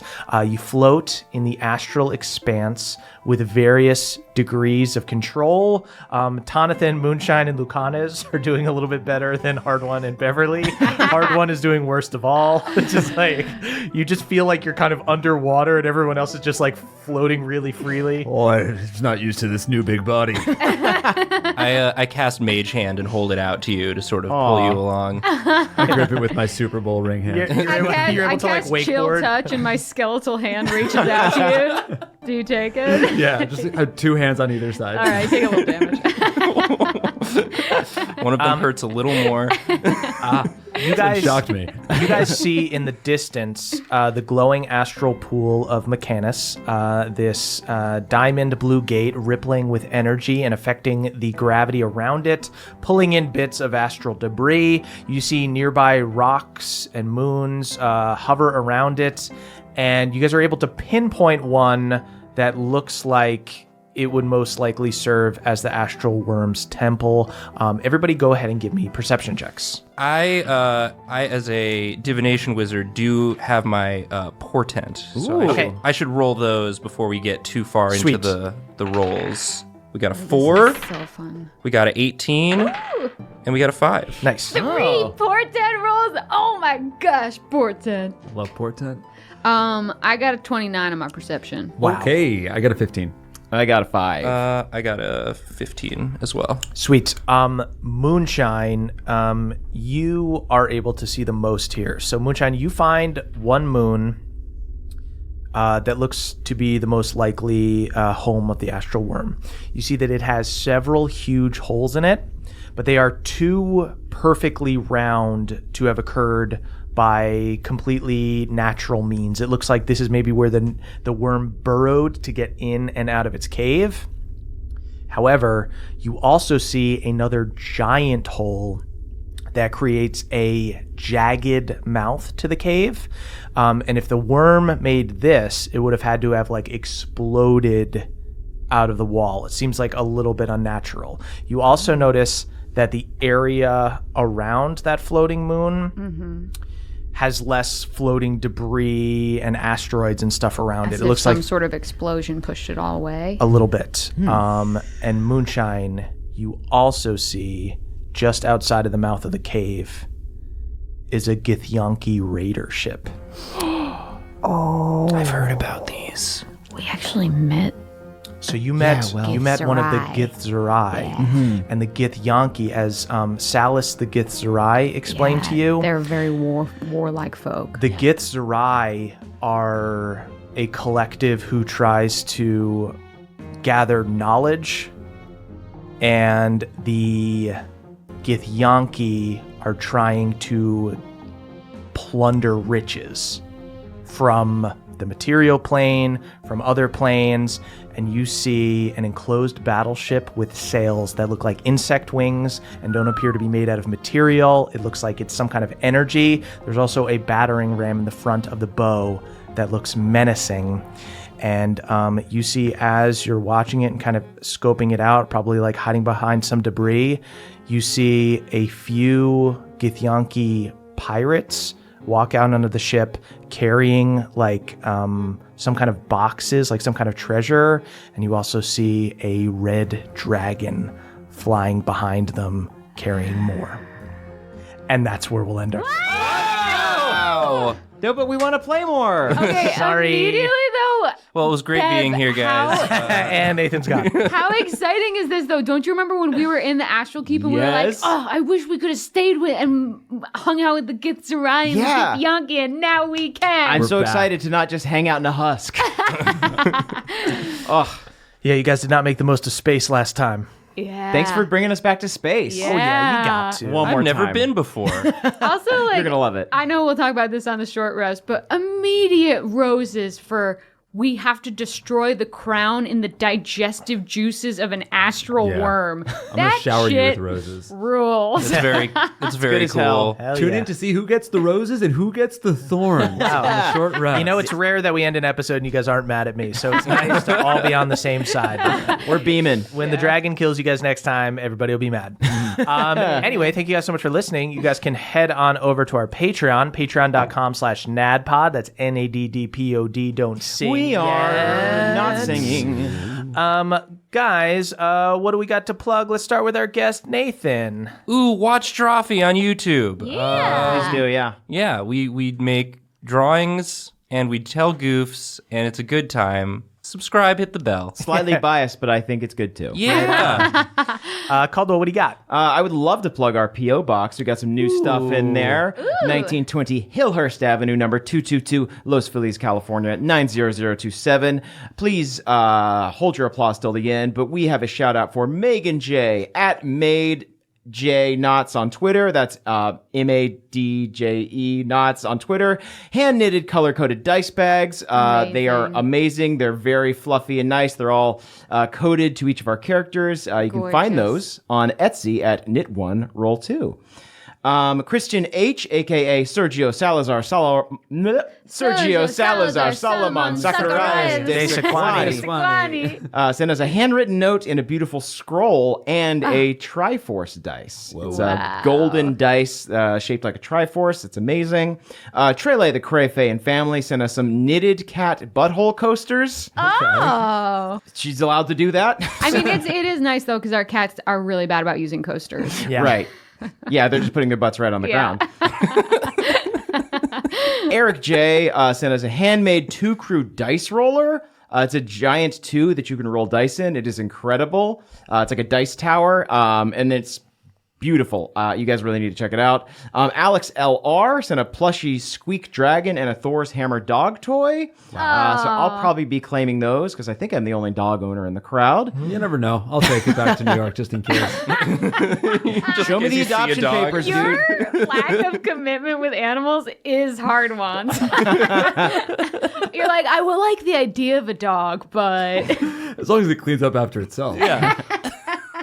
We also got some very nice notes, which I will shout out next time. I don't have the names in front of me. But last but not least, Chris S. sent us a massive cheese gift box with cheese curds, summer sausage, cheddar, wine spread, and more. It is delectable, and we are going to be extremely gassy for this next recording. 3 bags of cheese curds. 3 bags of cheese curds. I had one little shout out I wanted to do, which I wanted to shout out the mods for our, like the moderators for the NADPOD Discord. There's a NADPOD Discord. If you go to the NADPOD wiki page, you can find it. So I just want to shout out Kestrel, Cat, and Agnity, who are the mods there. And also shout out DMC Dog, who's the moderator on our Reddit. Thanks, mods. Yeah. Thanks, mods. Yeah, thank you guys. The mod gods. The mod squad. The mod squad. And thank you to Nathan, our guest. Thanks for coming. This was just a little preview. This was just an appetizer. Next week, we're going to get the entree, baby. We're going to make a meal of Tata. We're going to make a meal of this little gnome. A hero's feast. Yeah. Jake, what do you got to plug? Oh, my new podcast that I host with my brother. Yeah. The Goat Show. Check it out. Goat Show Pod. Sweet. Guys, follow us on Twitter, at CHMurph is me, at Caldy's Caldwell, at EXford's Emily, at Jake Hurwitz is Jake, and Nathan, what's your Twitter handle? At Nathan Yaffe. At Nathan Yaffe. Yeah. Twice the ads. It's very dumb. That must be really fun, but also so annoying. Yeah, I didn't think about it when I made it. Because you could have gotten Nathan Yaffe, right? Maybe. I don't know. I think you could have. Maybe. And you can tweet about the show using hashtag NADPOD. That's NADDPOD. You might still be able to get it. I think you can still get it. I don't think so. I don't think. No, I checked. No, I just checked. Damn it. What is this? What is this? You're all fired. Youth of a nation. Oh, it's too late. I got it.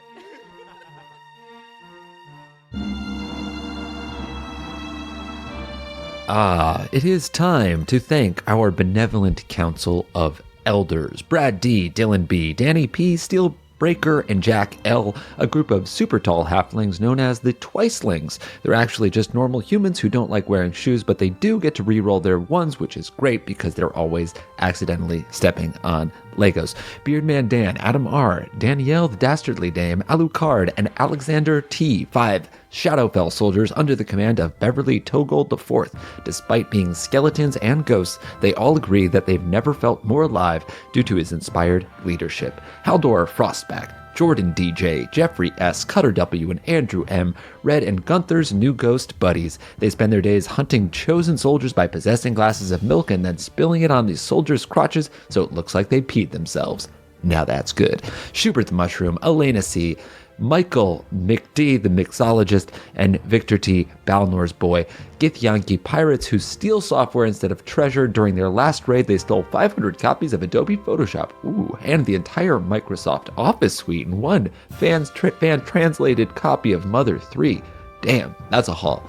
Justin I, Jacob C, Elena M, Dana G, and Paul G, patrons of Bohemian Opera House who are honestly a little disappointed that the boobs never showed up to replace the actors and improvise a musical scene in order to win the favor of a noble in possession of a mysterious artifact. Oh well, there is always the next live show.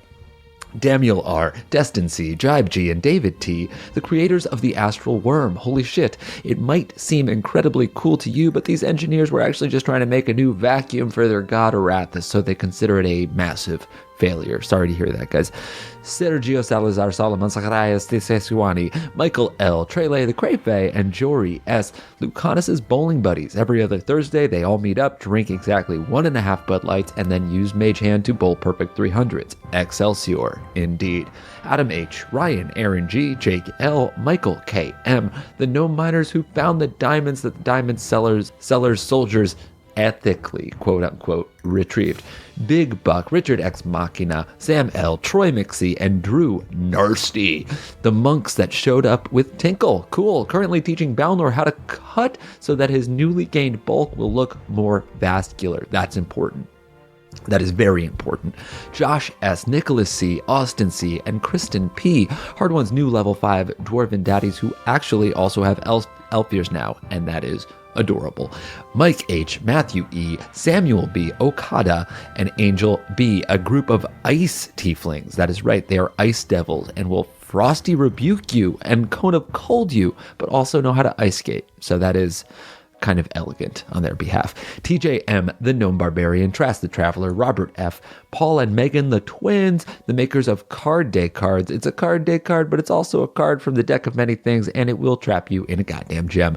Zolo Dolo, Nick B., Burley T., and Panama James, the producers of Bohemia's new hit dating show, Love is Blind, in which all the contestants fall in love without ever seeing each other and also have a level 2 blindness deafness spell cast on them. Now that's fun. Colton B., Jay, CC, Lulu, Aiden RH, and Robert P.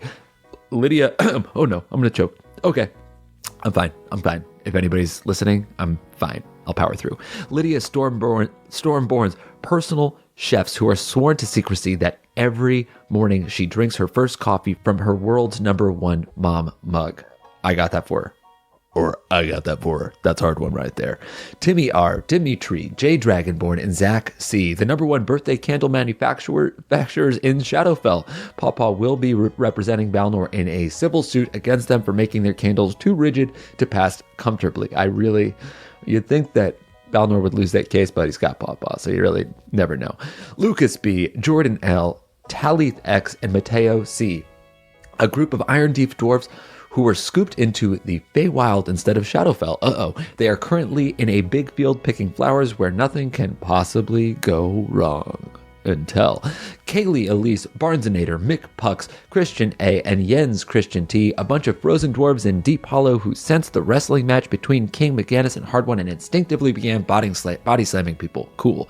The Widow woke the next morning to dozens of dwarves powerbombed through folding tables. Awesome. Devin W., Chenua B., Jared E., Persephone, and Eric McD, a team of competitive scoopers at the university who were devastated to find out that they missed Tonathan passing through Gladeholm. The state scoop off is in just 10 days, and the only person they have to scoop is Denny, who frequently pisses himself. It's a wet scoop. It's a moist scoop, folks.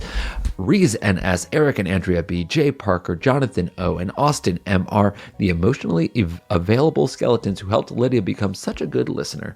They practice trust fall exercises twice a week and have only destroyed one skeleton beyond reanimation. That's actually not a bad record. Stephen C., Maxwell C., Mike K., Omri M., and Callum L., a gang of evil spiders who scooped up the frozen dwarves and dragged them deep into the haunted mines of Deep Hollow. Boy, is Lydia gonna have egg on her face tomorrow. Scott D., Nothor the Prodigy Ranger, Mikon G., Dan, and the Red Rain, High Elf Instagram influencer, who were forced to spend their fortune on diamonds to keep up with the band of boobs' fresh looks. Following Tonathan's lead, they all pierced their belly buttons with shurikens and are currently fighting off horrible infections. You got to be careful of those. Richard C., Karen T., Curtis S., Nathaniel P., and Nikki W., a group of worms from the astral plane who also have notoriously weak stomachs. So don't put any curse crowns in those bowels. They actually prefer a diet of water and bread. So thank you. Andrew B., Christian B., Nicholas P., Kevin M., Rahul N., and I am the Atlas, Tonathan's tutors, which is good because it does take a team of 6 brilliant monks to teach Tonathan a single new thing. They actually just taught him about The Witcher. That's right, they're big fans. Maribel the Kitty Morphing Gnome, Joe McG, Meta Amps, Atticus C., Amy W., and Luke H., a band of barbarians who got their asses kicked by Lucanus. Damn, we didn't know he had it in him. And neither did they, but they are all happy for him, even though they are a little hurt. Kelvin Noodles, Grace G., Lance, Esme M., Gary J., and Casimir the All-Knowing, the maintenance team that keeps the Dwarf Daddy's hot tub hot. You'd think they use it magic or some kind of fire, but no, they all just rub their hands together super duper fast. Spencer Cask Brew, Eric G., Michelle O., Gage M., Jen R., #1 Beverlyn fan, and Tingle the Bard, aka Grant, a group of gnome miners who recently who were robbed by elven soldiers of their precious diamonds. The gnomes were mad till they saw Tonathan's belly button, and now they're honestly kind of cool with it. Feldanis, Gone Off, I'm Hopeless, Dave H., and Redneck Ruff, champions in the Chosen's Milk Pong League. whoa, it's only a little hard to make the cups. The real talent that they have is actually being able to hold down all of the milk that they have to chug. All right, that is it. Thank you. You water us. That was a HeadGum podcast.